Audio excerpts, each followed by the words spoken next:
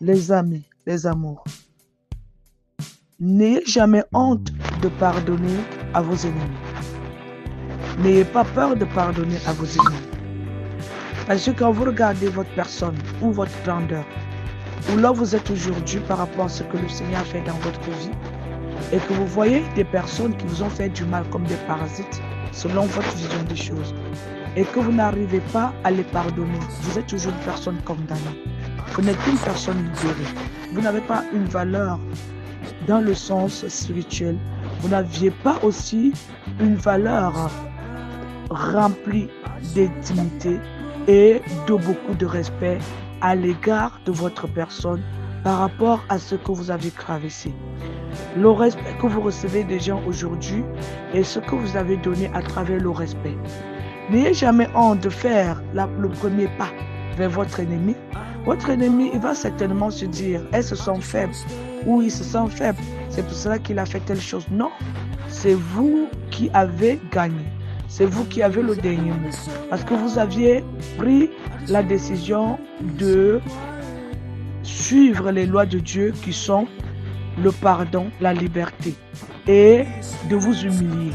Vous avez décidé de vous asseoir sur un endroit tout petit, sale et vous réduire à miettes pour pouvoir donner à cette personne la représentation de l'être humain qu'il doit avoir devant vous parce qu'il doit devenir votre prochain et vous-même vous êtes son prochain et là vous accomplissez, vous arrivez à accomplir le mystère de l'amour.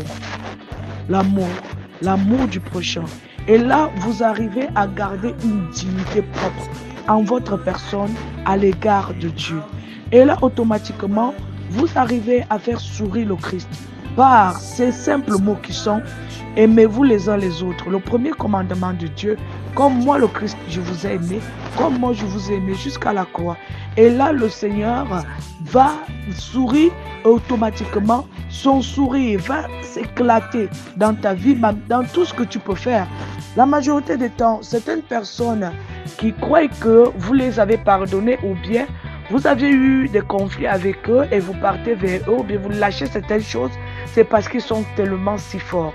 Non, vous voulez montrer jusqu'à quel niveau vous devenez tout petit.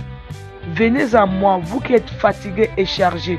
Vous avez décidé d'aller vers le Christ, déposer vos fardeaux qui vous chargeaient, qui était le manque de pardon. Vous avez décidé de devenir comme un petit enfant. Celui qui va être le premier dans le royaume de Dieu, qui soit comme ce petit enfant. Et vous êtes là en train de courir, d'aller vers le monde à venir, vers la place que le Seigneur Jésus-Christ réserve pour vous. Donc, il est hors de question que quand vous pardonnez des gens, ou bien vous leur donnez encore la considération, de ressentir qu'ils sont hommes. Même si après ils se prennent la tête, ce n'est pas votre problème.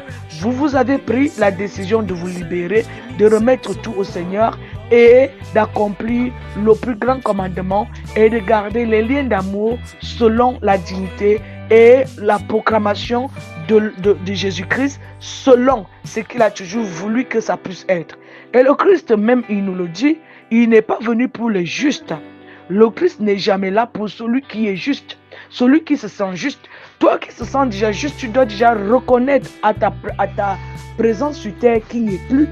Ta présence sur terre ne vaut plus la peine. Ta place est en haut, auprès de Jésus. Pourquoi tu es juste et tu juges?